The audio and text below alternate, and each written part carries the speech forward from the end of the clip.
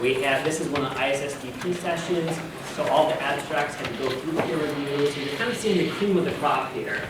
We're going to order a little differently. We are going to start with Beau of the Frisch Center, and he's going to be followed by Sevigny of Georgia State University.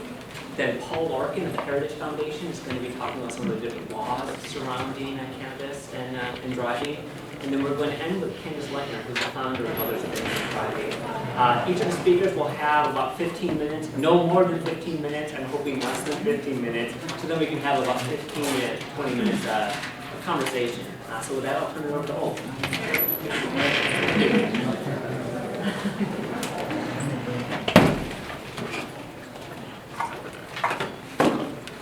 Okay, I'll be talking about, I guess I'll use the microphone here. I'll be talking about cannabis and traffic risks, and there we go, wrong button. Here we go. So just very briefly on the background, traffic safety has been highlighted as one of the 3 primary reasons for concern about legalized cannabis. Past research has been summarized in a narrative review by Wayne Hall as follows. The epidemiological and laboratory evidence on the acute effects of cannabis suggests strongly that cannabis users who drive while intoxicated increase their risk of motor vehicle crashes 2 to 3 times. So most of what I'm going to be presenting comes from an article that I recently had in Addiction together with DUID from the Norwegian Transport Economics Institute. But I would like to just, and I guess that makes this an appropriate talk to open with this session, because I would just like to just go quickly through the causal chain here. Basically, we have you have consumption of cannabis that causes physical and mental impairment. Then that physical and mental impairment alters your driving ability. That driving ability, in turn, alters your traffic crash risks, and we end up with traffic accidents over here.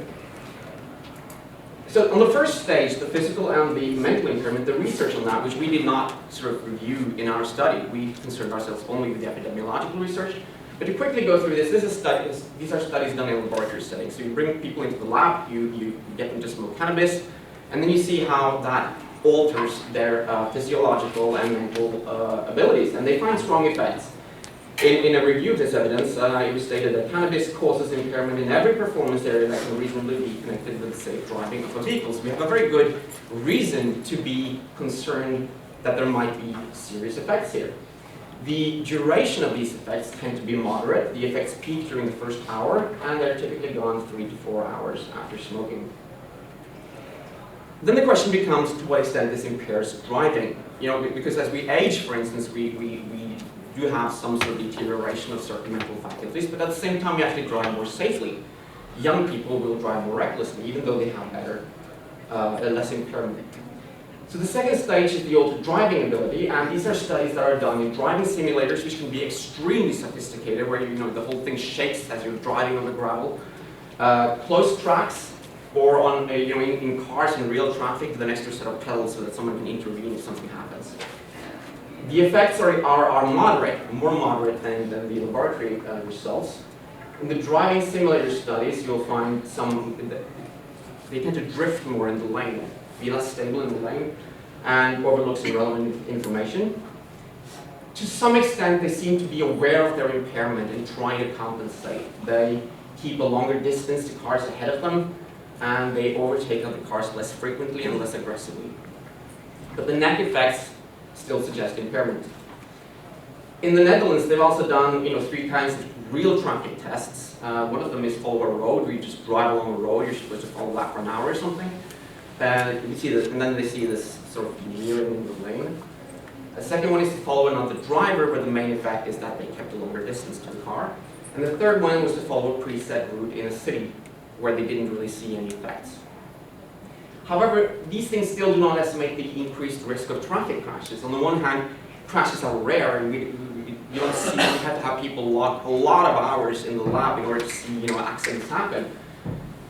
The participants are aware that they're being observed. If you know that somebody's looking at you to see how impaired you're driving, you would probably try to be on your best behavior.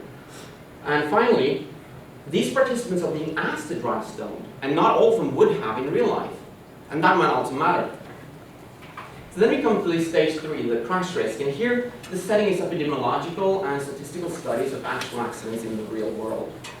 And the research question that these studies are trying to answer is, are stoned drivers involved in accidents more often than we would expect from chance? Are they overrepresented in accidents relative to their presence in traffic? So we need two estimates. We need an estimate of how common people on the road who are driving, how often they are impaired, or have different levels of cannabis intoxication. Then we need to look at the people who are in accidents and see how often these people have different levels of cannabis intoxication. Now the studies are often small and with very varying results, and which one we should believe is difficult to know. So the solution that's typically done is to combine studies using what's called meta-analytic techniques, where you take the results from the different studies and you combine them, and if the study is precise and has large numbers, you give it more weight because it contains more information and is more precise about the effect you're trying to estimate. So this is the main results table from our paper, and to quickly explain, each line here is one study that has been done. The stapled line here going straight up is no effect. The same, no increased traffic risk. If each study has a point in the middle and a line, the length of the line says something, it's a 95% confidence interval, it says something about the precision of the study, and the dot in the middle says what the point estimate is. And you can see that there's quite a lot of variation here in terms of where these points lie and how precise the studies are. But in general, when we take all these studies and just, sorry, I just need a little water. When you combine all these studies, the end result, which you might not be able to read, is a 36% increase in traffic crash risk.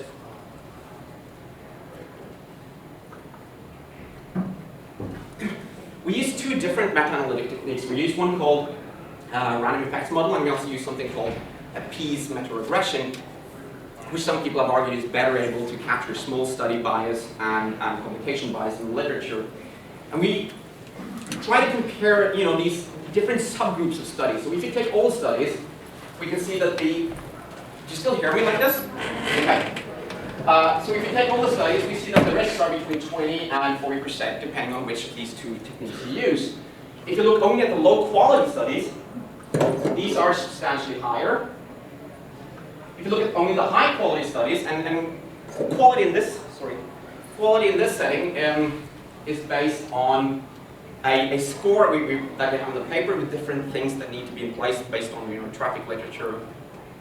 And good quality studies tend to find low risks, but you see that they're pretty much the same as if you take all studies combined.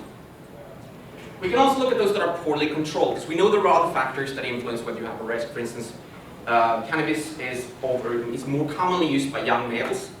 Young males tend to drive more recklessly and have more accidents whether or not they smoke. If you don't take that into consideration, some of what you think is due to cannabis is actually due to age and gender. The well-controlled studies have substantially low risks, even a bit lower actually than all the studies combined.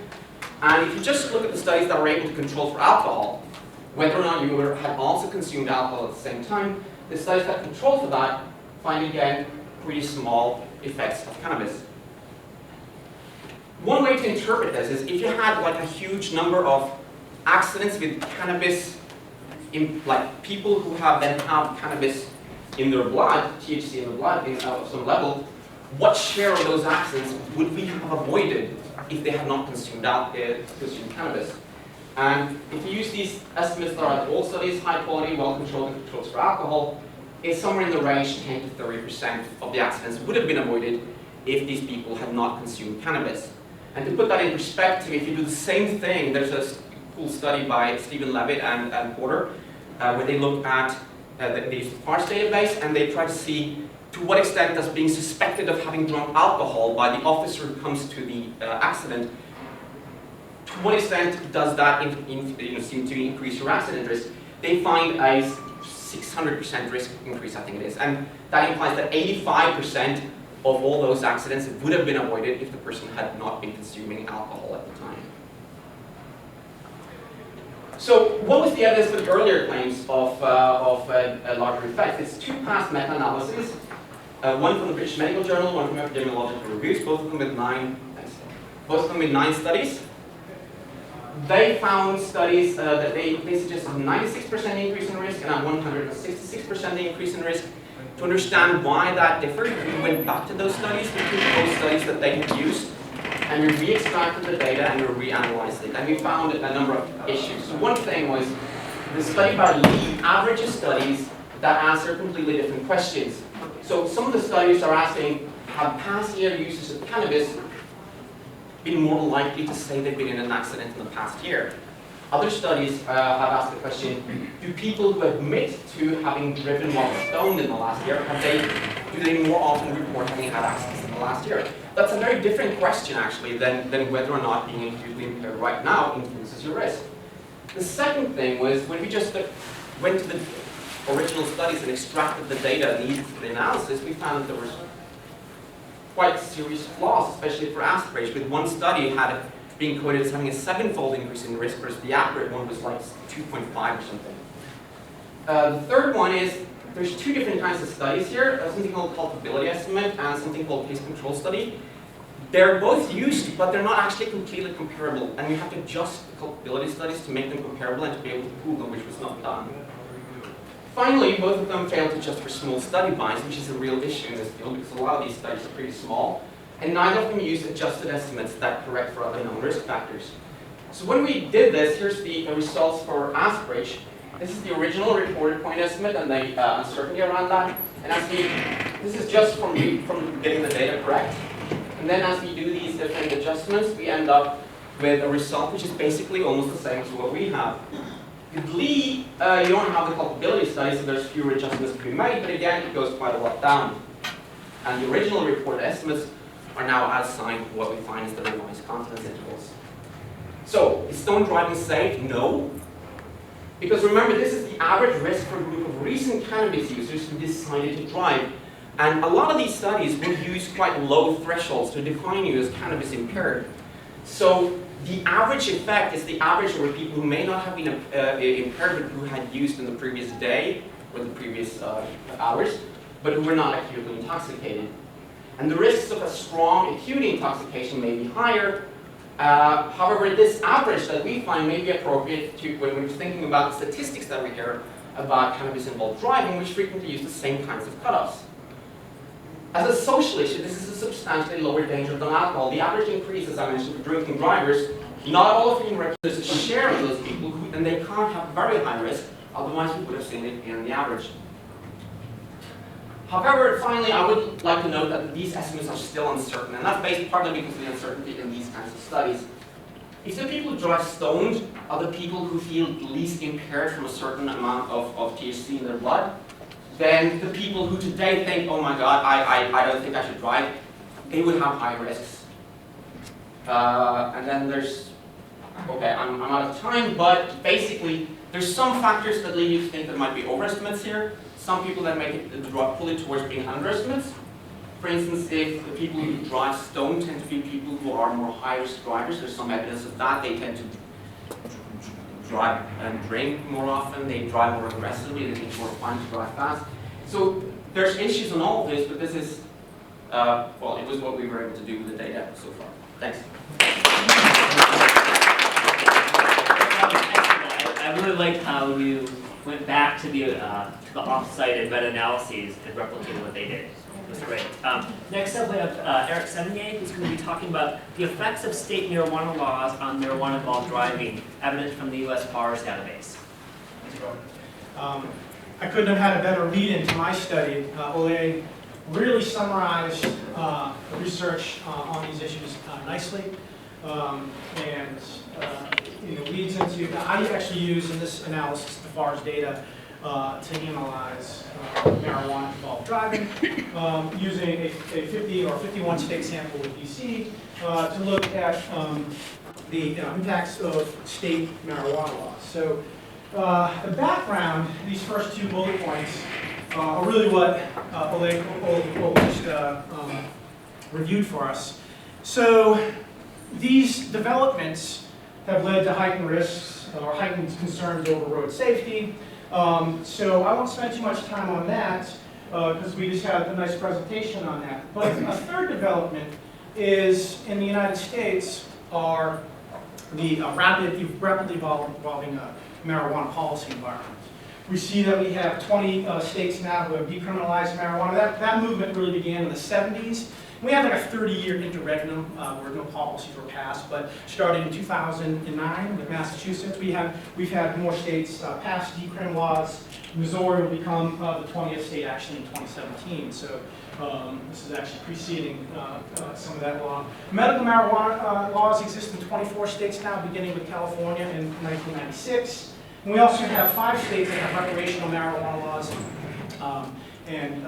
that legalize marijuana for adults and commercialization, except for in DC at this point.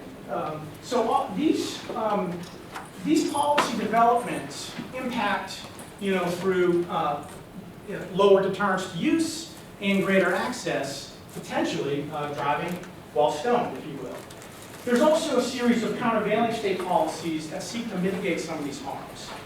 Things like THC per se laws, which place a limit, and this limit varies across the states, on the amount of marijuana or THC or metabolite that can be in your blood. Above that limit, you are driving impaired illegally. So 17 states have a law to that effect. So with this background, and I know you're not going to be able to see this, but really, this is the enactment dates, or actually the effective dates of all these particular state laws that may impact driving while high. Okay, so we have these decrim laws, and the states that passed these laws in the 70s, that showed that year of passage.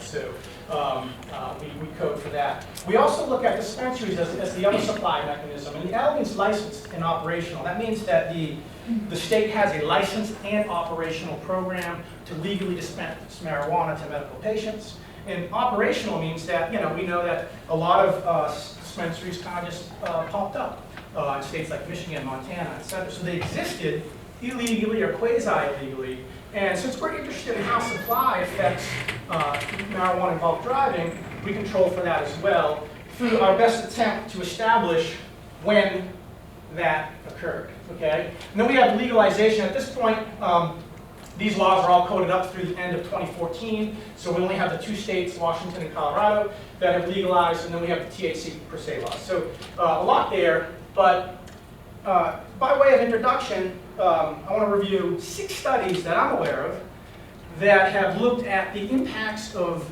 any one of these marijuana laws on marijuana-involved driving or road traffic crashes. Okay, and I'll try to do this quickly. Polini, this is a recent study, looked at California decriminalization, and there it says 2011 because what happened is California decriminalized marijuana by making it reducing it from a criminal offense to an infraction, whereas the 1970 decrim made jail an impossibility for low-level possession of marijuana. This study looked at 2 data sources, California Roadside Survey, which selects drivers randomly in certain areas and asks them to test for drugs and interviews them, and then the FARS data, which is the Fatality Analysis Reporting System, which is the data that I'll be using. It's a federal data system that includes all fatal vehicle accidents in the United States is in this system. They use a simple pre-post analysis, and basically they find that there's no significant change in Canada's positive driving from the roadside surveys, but they find a significant positive increase in THC positivity across the study period. So some conflicting results, focuses on one state, and we're really dealing with limited policy change. Cooper and Peterson, more recently, or around the same time, look at Washington's legalization. And what they use are toxicology results submitted from impaired drivers across the time frame of 2009 to 2013. That's a simple pre-post analysis, no controls. They find a significant increase in THC positivity as well as some metabolites of THC across this time period, going from an average of, and I'll just focus on THC, 19% in the pre-law period to 25% after legalization. So we see some evidence of an increase. However, changes in laboratory testing procedures cannot be ruled out, as well as maybe more intensive enforcement. Anderson and Reese is the only study that has looked at drug per se laws. And what they do, they use the FARS data using a differences in differences approach, which is what I use here as well, but they don't find any evidence that these laws impact the traffic fatality rate. It doesn't focus on THC per se, and it doesn't address missing data issues. These three studies, and I'll try to go through them quickly, are the only studies I found that focus on the impacts of medical marijuana laws on marijuana while driving. We have Mass and Gutzberger. They look at state medical marijuana laws across 92 to 2009 for FARS using an uninterrupted time series analysis. They find some evidence in 3 states of an increase in cannabis positivity driving. Does not explain, an access index didn't explain any of this variation. There's a few post-law observations from some states. Salamonson and Sawtell looked at Colorado's medical marijuana law, and we see some of the same things. The main thing, I got a 10-minute warning, is that the evidence base is slim and inconclusive on the impacts of these laws on marijuana while driving. So the current study that I'm presenting today uses 1993 to 2014 FARS data to look at, and that's a census of all all drivers involved in fatal vehicle accidents in the United States for the years. So we're talking 1.2 million cases nearly across this 22-year study period. We estimate a differences in differences framework, logistic regression model within a multiple imputation framework. I'll explain that in a minute.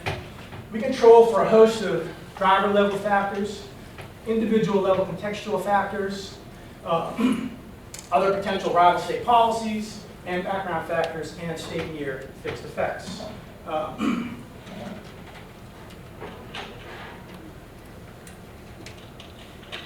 The main model you see there is we're estimating cannabis positivity for individual I and state asset time T with a set of individual level controls, the marijuana laws, the host of other controls, the state and year fixed effects, essentially. And then I'll show you some robustness and falsification tests that we perform as well. So that's the gist of it.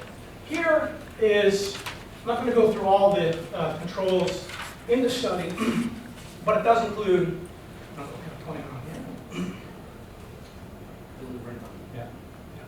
So it includes a bunch of driver level factors. Also, if they're tested positive for other drugs, excuse me, their race, age, BMI, which is related to whether they test positive and so forth, and then certain kinds of driver level risk factors, speeding, a prior incident, whether they were distracted, and so on.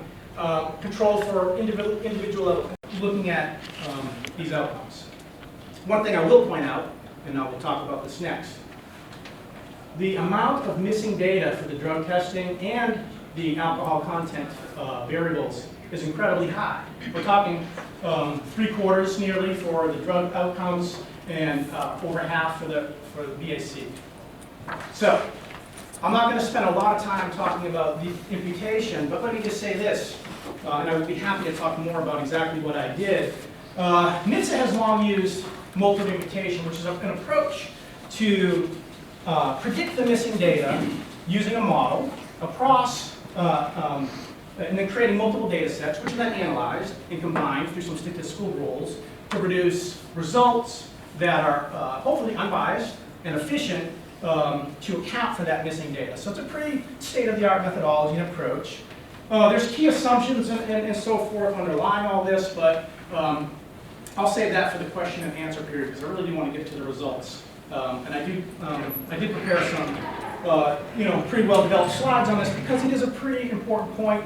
I would just say that I estimated 100 data sets, which were then analyzed, and the results that I present here are the combination of this multiple imputation process. So, what do we see? I'm just going to show you the policy variables. These are odds ratios, and what we see across this time period in terms of these state laws are a couple of things. One, and we don't really see, we see a large effect with marijuana decrim, but it's not significant. But we can't discount this because we're really dealing with a census of drivers here who are involved in fatal accidents.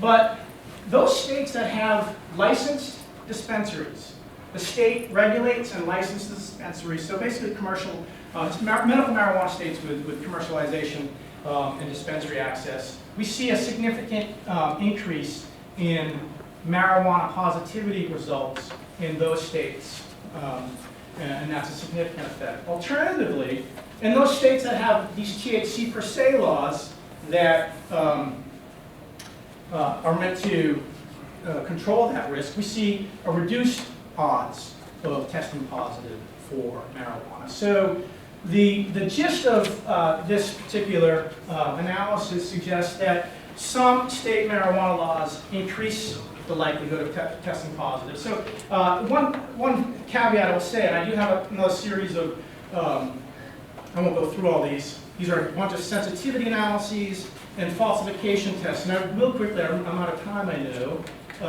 We'll show, take the brief point here, is that if these laws, this is a falsification test, so we actually predict these laws and other outcomes, narcotics, depressants, stimulants, and alcohol, and we really don't see any effect like we did earlier. We see this one puzzling effect with dispensaries that are legal but operational, and can't really explain that at this point. But the summary and conclusion of these findings from this research are few. One is that the medical marijuana states with licensed and operational dispensaries have a significantly greater odds of drivers testing positive for THC. States with THC per se laws have the opposite effect. And no other policies were significant, although decrim laws have a large effect size.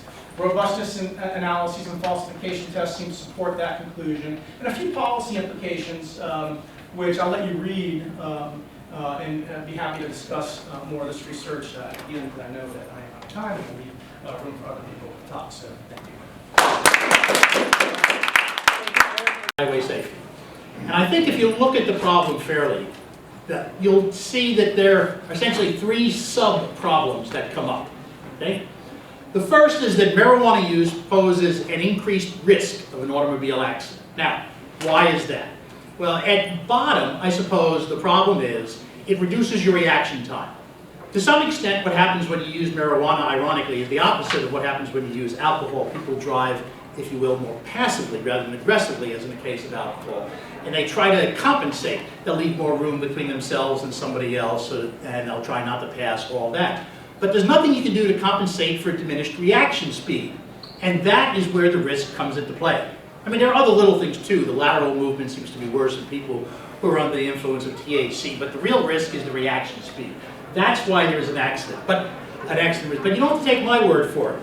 The Institute for Medicine, the British Medical Association, the World Health Organization, and numerous scholars, many of whom were here at this conference, have said there is increased risk. So if you take that as being granted, then you have to go on to the second problem, which is if there is a risk, then we are at risk of reversing 40 to 60 years of efforts we've made to make driving safer by reducing the number of people who stay too long at happy hour and then get behind the wheel.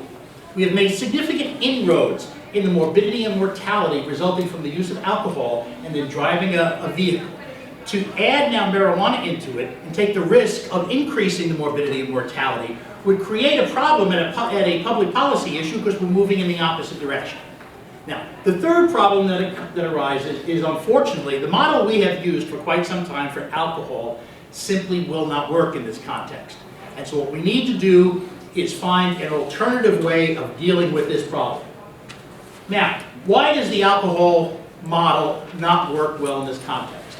Remember, there are two ways to prove that someone is driving under the influence of X, whether X is alcohol, whether it's a drug, or something else. One is to prove that the person was operating the vehicle in an unsafe manner. You could basically say they were crossing the red line, they were going at 120 miles an hour in a 60 mile per hour zone, etc. But you also, to some extent in these sort of circumstances, have to rely on the subjective judgment of the officer. And the problem historically with alcohol has always been most people have thought that there, but for the grace of God, go I. They were very willing to allow people to escape liability, even though they may have thought they were clearly guilty simply because they knew that they or others they knew, and perhaps were closely related to, had done the same thing in the past. So unless there was a great deal of objective evidence proving impairment. There were a large number of acquittals early on. But then we developed the BAC standard, the 0.15, and then 0.10, and then 0.08. It progressively went down. You now had a more objective standard that people could point to. It was developed as a result of analyses and studies over a large number of cases, over a great deal of time, and eventually, through some, nudging by Congress, every one of the 50 states in the District of Columbia now has a 0.8 BAC standard that they can use, and that's the alternative way now of proving that someone is driving it under the influence. You can do it by showing that they are impaired by a drug and driving recklessly, or you can show 0.08, which is deemed as a matter of law to now be impaired, even if you were not impaired in fact. And there may be people that can have a 0.08 alcohol amount in their blood because they may, ironically, be very long-term drinkers, can handle their alcohol, and they could safely drive a vehicle, but the law deems 0.08 as the standard regardless of whether you could drive with that amount or higher and win the Indy 500. Now, the unfortunate thing is, THC is not alcohol. THC and the body react differently. Alcohol, for example, is very water soluble. The result is, it easily gets into the blood system, and then it easily gets into the brain by crossing the blood-brain barrier. So if you're doing blood testing, you know that you're going to be able to figure out not whether the blood is intoxicated, but whether the brain is. And what you can also do then is use what now is a device we've developed for this, which is the breathalyzer. Why? Because you will expire, as you breathe out, a certain amount of alcohol that they can then mathematically use as a basis for computing how much is then in your blood and then therefore how much is in your brain. The problem is, by and large, you have to throw both of those tools out when you're dealing with THC. Unfortunately, we don't know what I suppose we would call the BTC factor is. And we don't know because there are numerous factors that are involved in how the body processes THC, largely because it's lipophilic. What you're going to have then, unfortunately, is THC being sequestered in the body over a long period of time, released slowly, but not into the bloodstream in a certain amount that will allow for a person to be intoxicated. The result is, the science now for alcohol doesn't work for the case of THC. The second problem is, nor does the engineering. We don't have a roadside device that we can use, like a breathalyzer, that will allow a police officer on the side of the road in a non-invasive manner to detect whether or not you've got whatever the model number is of THC in your blood. So we can't do that. So even if we knew what the standard was, we don't have a way of testing for it. Now, what have states done to deal with that? The states are dying to have a number they can point to, because they have been able successfully to use the 0.08 standard. Unfortunately, we don't know one, so what they've decided to do in a large number of states is adopt a zero tolerance or per se standard. It may be 0, it may be 0.02, whatever. And if you have any amount of that THC in your blood, you're considered to be intoxicated. The problem with that is both it is scientifically and legally irrational. Now, some people say we should just wait for science to get to this problem because science and engineering will solve it for us. To some extent, that can be like waiting for Godot, long and unproductive. We don't know when there'll be a device, and we don't know when there'll be a level that the device can test. So what we need to do is figure out a way of dealing with these problems now. The zero tolerance and the per se standards are an effort to deal with it now. But as I said, the problem is they are subject to being challenged on the ground that they are scientifically and legally irrational. They're scientifically irrational because you can have measurable quantities of THC in your blood long after the psychoactive effect has worn off. For people who are heavy users, it can come out as long as a month, but in any event, it can come out days, weeks, whatever, depending on how much you've used. The result is getting any number doesn't tell you that the person was intoxicated at the time that person was driving. And it gets more complicated, of course, if you have a state with a medical marijuana law and everything else, because there you have express permission to use it, so it's not surprising you will find some quantity of THC in someone's blood. It is also legally irrational. And here, there have been a few trials made to try to challenge these laws in the states, and the states have generally rejected them. But they've looked at it, in my view, in the wrong way. They generally tend to look at this as an equal protection problem. Why are you picking on THC rather than anything else? They say there's no fundamental right to use marijuana, this is not a suspect class, et cetera, and those arguments are rejected. The problem is the Supreme Court has actually dealt with a very similar problem. It dealt with the similar problem in one case in 1969 and one in 1970. The 69 case may, at least for some of you, if you're even remotely close to my age, will find that a familiar party in it. The name of that case was Leary versus United States. And yes, it was that Dr. Timothy Leary. What happened in that case was he was convicted for possessing very small, almost trivial amounts of marijuana when he was turned away from trying to go to Mexico and then came back into Texas. He was convicted of smuggling marijuana.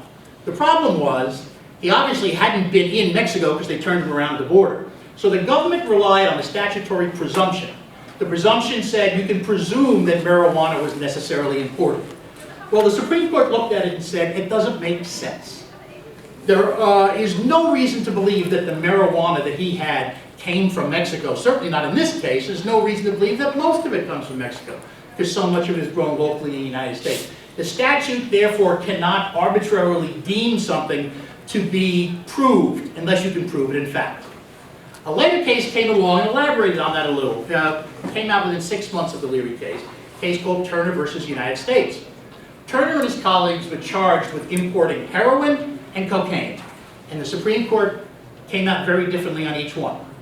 With respect to heroin, they said it can be fairly conclusively proved that heroin is not grown in the United States. So the government is entitled to rely on a presumption that anyone who in the United States has heroin got it from the outside and knew that it came in from the outside. With respect to cocaine, they said it was different. A certain amount of cocaine is lawfully imported because it's used in various types of medical procedures, and therefore you can't presume that it came in from the outside. And those convictions, therefore, were set aside.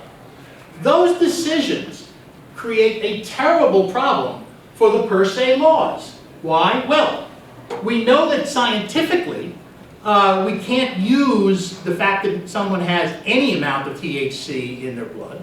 And now we know legally there is a limit to how much the government can presume rather than prove in an individual case. So, is there an alternative that we can use at least in the short run until perhaps science deals with this? The answer is yes, but it comes at this problem from a different direction. And that is to lower the BAC level. Why?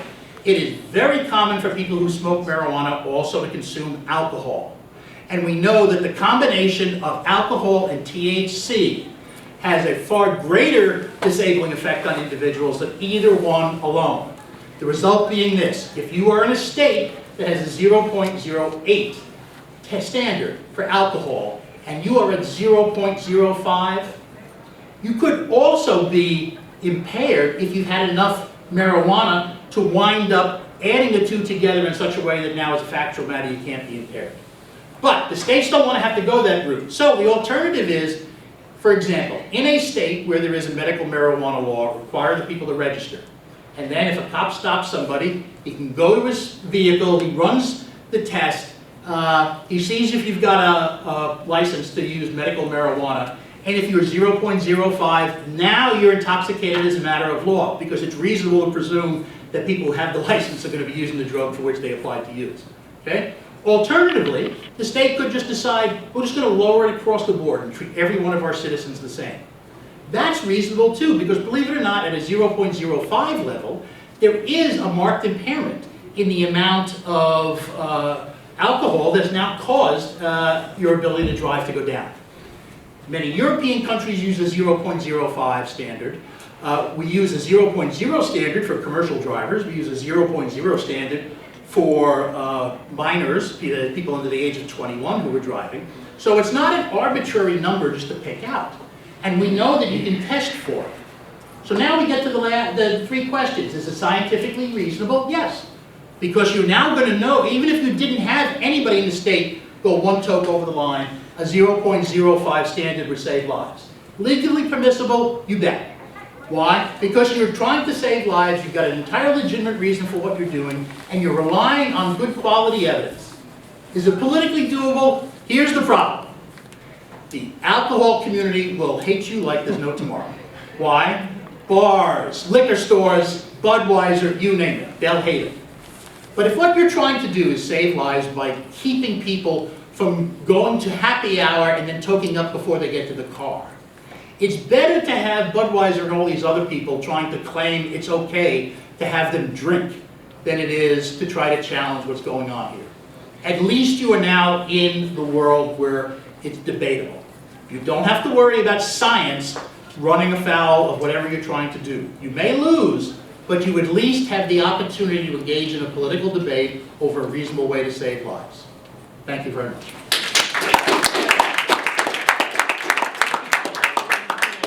Depending on how things play out in Vermont, we might be actually be able to test this.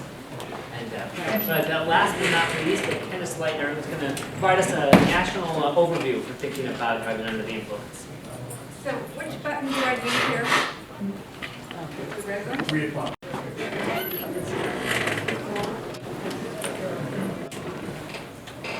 it forward? How do you do this? Don't you just love working with me?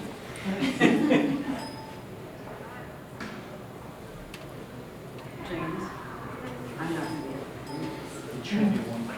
I can't see that, and it's my age. You can just point at me. Okay, thank you.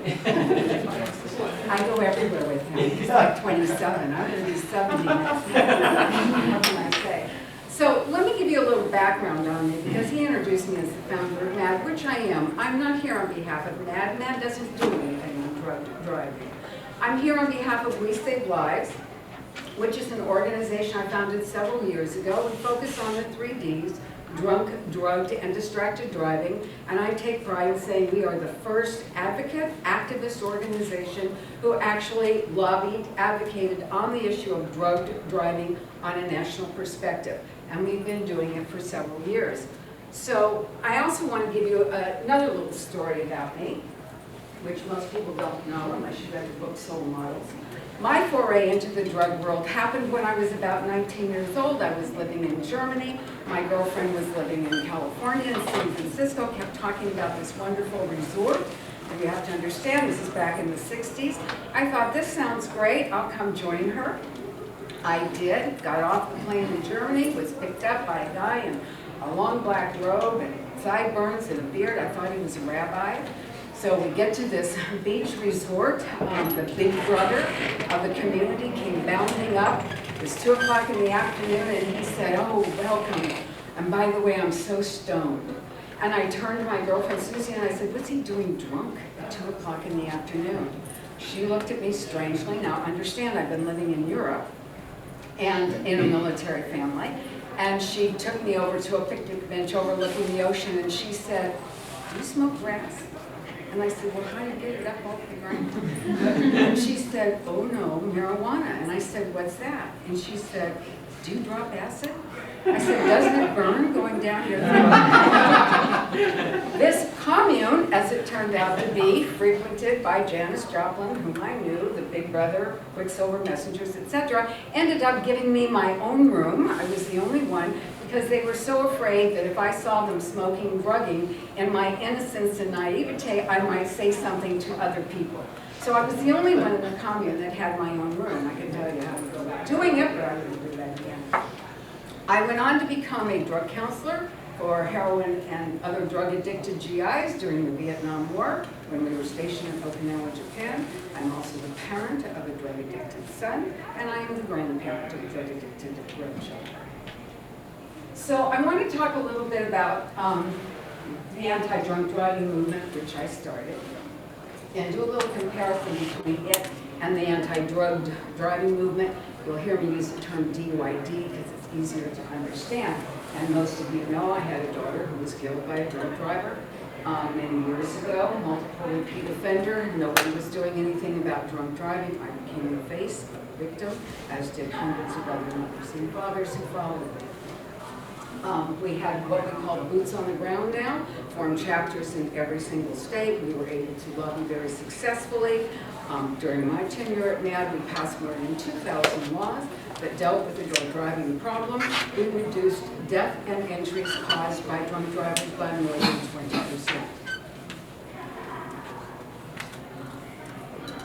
Also during my tenure, the drunk driving age was raised to 21 across the border, and we did this because of blood borders, which is one of the concerns, by the way, I have about the legalization issue of marijuana. We do not take a position, by the way, on legalization or the medicinal use. We take a position on drug driving. So when we saw blood borders, kids crossing over, killing themselves, etc., we decided we needed to do 21 across the board. We led the charge, as you know. It was a history-making bill, one of the fastest bills that ever passed out of Congress. And again, it's because we have so many people involved in this. And I stand by our record, even though there are colleges that disagree with me. We have reduced death and injuries in that particular age group by quite a number. So at the same time we were doing this, President Reagan was in office. His wife, Mrs. Reagan, was very big on the drug issue, and she started the Just Say No movement, which a lot of people really think has not worked. I can't tell you that one way or another. But one of the things that we have found is that the pro-marijuana movement is very well financed, unlike the anti-marijuana movement or even the drug driving movement. They are very well financed, they're very well organized, and they're very good at promoting their theme. The thing that concerns me the most in terms of their promotion, and I've heard it, seen it, and dealt with it, is that it's really okay to drive drugged. Believe me, I've seen it. And it's not a serious problem, and it's not like alcohol. I'm really sick of the comparison because they're both serious when it comes to driving behavior. So just saying it's not as bad as alcohol doesn't mean it's not bad. It is. And they often do cite studies with no support. I can't find links that go to the studies, who did it, who said it, etc., as I see them in quotes. So I have a concern about that. Now, one of the things that we do is we have, we'll put studies on our Facebook page, for example, some of the recent studies that have come out on marijuana, and you cannot believe the response. It's absolutely unbelievable. I mean, I wish I could wear glasses strong enough to see some of these things, but I mean, seriously, duh, dude. Where'd you get your information from? Spelling is atrocious, and I drive better, etc., etc., and it goes on from there. 99.9% of our responses whenever we do anything, excuse me, on marijuana, is, where are you getting your information? Not true, I drive better, it's safer, can't be unsafe, etc. We actually are the only organization that did an anti-drug driving PSA or video, which you should see on our website. Young and Rubicon, a major advertising agency, adopted us, and they did this called the Weed Advisor. And they went to the hemp festival in Colorado, developed these papers with two little cars coming together as you roll the weed. And then at the end they crash, and there's a very cute thing. So I said to them, there's no way any store in Colorado is going to show, it's not going to happen. You can't believe the stores that wanted these papers and did use them. And the response was, go on our website and go to this video, because it's phenomenal. These are not actors, these are real people who were doing this and saying, wow, you know, I haven't really thought about that. But when we posted it, these are our, this is probably sponsored by the alcohol companies. The vast majority know this is a scare tactic. Yeah, go drink, it's much safer. But I thought pot makes you drive better. Ever find anyone dead from pot? Right? No one. Those of us who need it for pain are being denied. I love this one. IDK about you guys, but I am much more alert when I die under the influence. Doesn't that make you feel good when you go out on the road? I mean, this is what we get.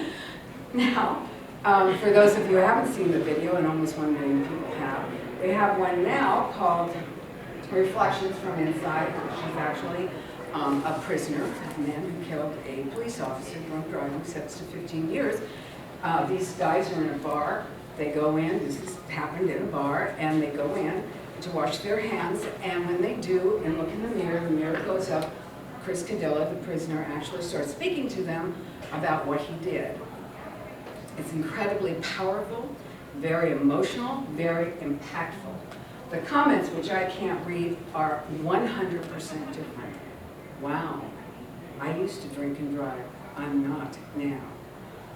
Wow, I can't believe this. It's wrong, it's bad, we shouldn't do it. Not one comment has defended the right to drink and drive, unlike the comments we get from marijuana, which do defend their right to drive drug. The problem we have now, that's okay. The problem we have now is it took MAD to make drunk driving socially unacceptable. We don't have that same kind of movement today to make drug driving socially unacceptable. So right now it's very socially acceptable, and I got this off of some of the websites here that promote cannabis. It's medically necessary, it makes you drive better, become more inventive, artistic, and innovative, helps you blossom into a talkative, outgoing person, brings a temporary giddiness that allows you to escape from your normal day-to-day happenings and energizes your senses. I wouldn't mind this so much if they just then put on a warning, by the way, don't get in your car. You know, if you want to take drugs, stay home, don't drive, that's all. So what's wrong with the movement today? Well, actually, there isn't. To be honest with you, there really isn't. It's not a problem.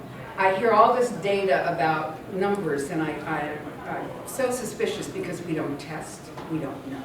We really don't know because we really don't test. There's a lack of data, stats, and a lack of numbers. Law enforcement doesn't test. It's an ongoing issue. I deal with them all the time. There's a lack of education, a lack of prosecution, which is one of the reasons why the per se movement happened, because prosecutors don't want to prosecute and lose.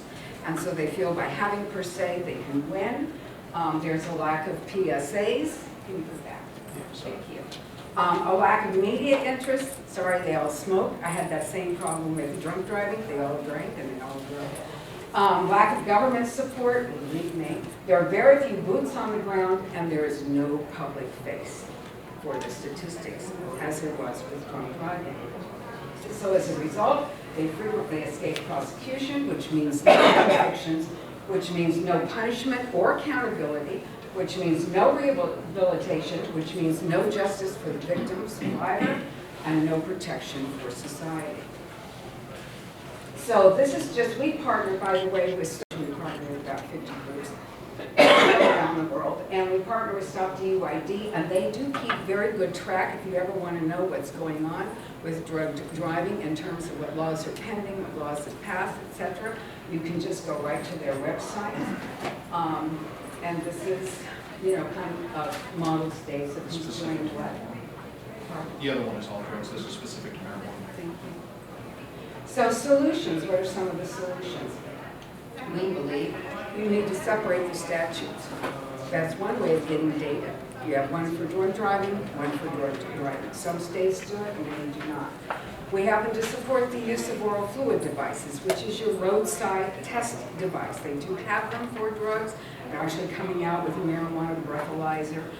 I hear from these people all the time, so believe me, there's a bunch more coming out. Oral fluid devices have been used very successfully in Europe, especially in Great Britain, and they're now being used in this country. We actually have several bills in certain states that will allow these to be used. They can be done at roadside. We believe that there should be mandatory testing for all when there's probable cause, because again, we don't test, we don't know. We obviously support additional training for DREs and reduce the delays in collecting blood samples, which is another reason why we really don't know how serious the problem is, because it takes so long to get a blood sample. By the time you do, it's useless. I think we're out of time. Okay. Okay, just go to the last people again. So, so you can find out how we're doing it, and I just want to go to this, and this is why we do it. So, thank you.